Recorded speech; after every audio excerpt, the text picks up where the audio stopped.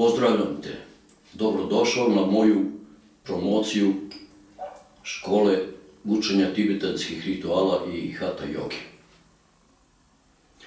Predlažem ti da u narednih 10 minuta odgledaš sve što sam ti spremio i onda odlučiš da li si zainteresovan da nešto u svom životu promeniš. Red je da ti se prvo predstavim. Ja sam Saša Tibet Jogin. Kao što vidiš, nalazim se u poodmaklim godinama, ali mi to ne smeta da živim i radim kao bilo koji prosječan 60-godišnjak. Ako odgledaš i narednih 3-4 videoklipova, vidjet ćeš šta sam ja radio i kako sam postigao zavidne rezultate u postizanju i očuvanju svoje psihosomatske ravnoteže. Čovjek po dolasku na ovaj svet ima svoje ciljeve i on ih ostvaruje onako kako je u mogućnosti. Nekada manje, nekada više uspešno, ali taj period traje otprilike do 60. 70. godine, različito, nekada manje 5, nekada više 5 godina, ali u tom periodu prelazi evolutivni put svog života. Posle tog perioda nastaje period stagnacije, a onda životna energija ide nizaznom linijom. Koliko će taj evolutivni period da traje, zavisi od mnogo faktora. Najpre od zdravstvenog stanja, a onda i od godina starosti normalno. Zbog čega se to tako dešava? Žlezde sa unutrašnjim lučenjem počinju slabije da rade i svoju funkciju ne obavljaju kao u periodu evolutivnom. Zbog čega je to tako? Zbog toga što vrtlozi koji se nalaze u svakom telu gube svoju brzinu i na taj način slabije utiču na rad žlezda sa unutrašnjim ljučenjem. U svakom čovjeku postoje vrtlozi ili čakre koje se velikom brzinom okreću u koncentričnim krugovima, idu prema glavi, a kod mladih i zdravih osoba prelaze iznad glave i prave oreol koji se zove aura. Ako čovjek bude u situaciji da pronađe način kako da utiče na vrtloge, samosvesno, onda je otkrio tajnu izvora mladosti. Ja sam tu tajnu otkrio i želim i tebi da je prenesem. Prvi vrtlog usmerava svoju energiju na reproduktivne žljezde. Drugi vrtlog utiče na pankreas i ceo abdomen. Treći vrtlog utiče na nadbubrežne žljezde u solarnom pleksusu. Četvrti vrtlog usmerava energiju prema timusnoj žljezdi u grudima i prema srcu. Peti vrtlog utiče na štitastu žljezdu u predelu vrata. Šesti utiče na hipofizu u prednjoj bazi mozga. I sedmi vrtlog utiče na epifizu u zadnjoj bazi mozga. Ako je čovjek u stanju da samosvesno utiče na rad vrtloga, onda je na korak do otkrivanja tajne izvora mladosti. Ja sam tu tajnu otkrio i hoću tebi da je prenesem. Tajna se sastoji u radu tibetanskih rituala. Ima ih 5. Tačnije rečeno ima ih 6, ali ovom prilikom ću ti pokazati samo kako se rade prvih 5 rituala. Svaki od ovih rituala utiče na vrtloge da se okreću nesmanjenom brzinom. Sada ću ti pokazati kako se svaki vrtlog radi. Sada ću ti pokazati kako se radi prvi ritual.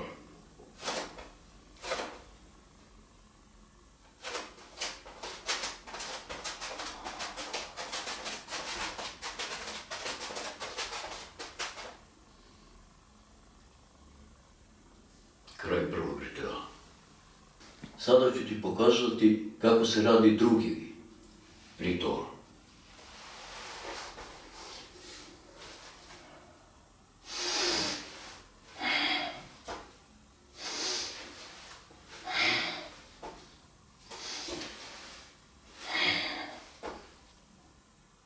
Treći tibetanski ritual se izvodi ovako.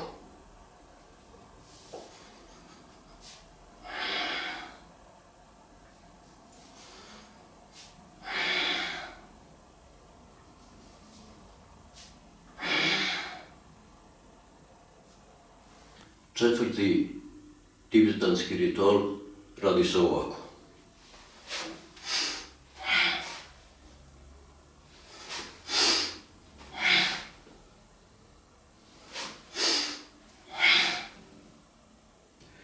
Peti tibetanski ritual radi se ovako.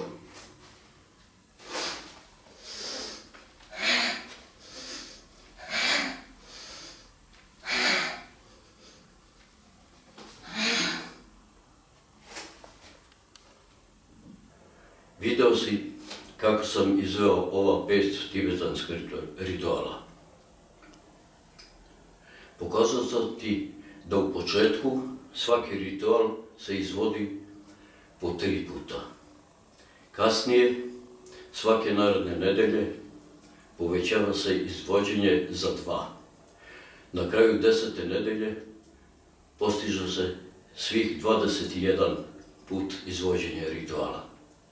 Skrećem ti pažnju da će ti najvjerovatnije biti najteži prvi ritual, okretanje oko svoje ose. To je to. Ako osjetiš mučninu ili pomalo vrtoglavicu, odmah prekini izvođenje tog rituala, sedni, a ako je potrebno i da legneš, ali toga dana taj ritual više ne nastavljaš. Ostali rituali, kad ih budeš izvodio, pomoći će da u relativno kratkom vremenu izvedeš i ovaj prvi ritual po 21 put. Kod izvođenja rituala bitno je da disanje izvodiš isključivo na nos. Naročito treba da vodiš računa kod izvođenja rituala koji se rade u parteru. Svako podizanje nogu ili tela treba da prati udisaj, spuštanje nogu ili tela treba da prati izdisaj. Ne treba da ubrzavaš disanje, nego da ga održavaš u ritmu kako se ritual izvodi. Sada ću da ti pokažem izvođenje svih 5 rituala u punom broju, po 21 put. Ti ako hoćeš broj, da provjeriš da li ja to tako radim.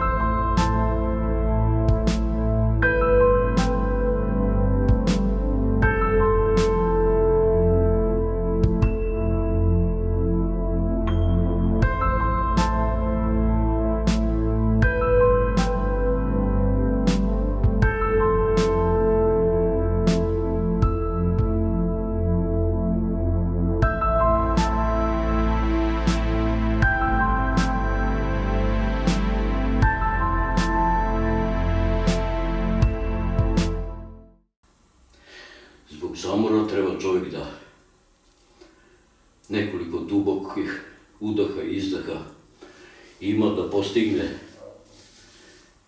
normalan broj udisanja.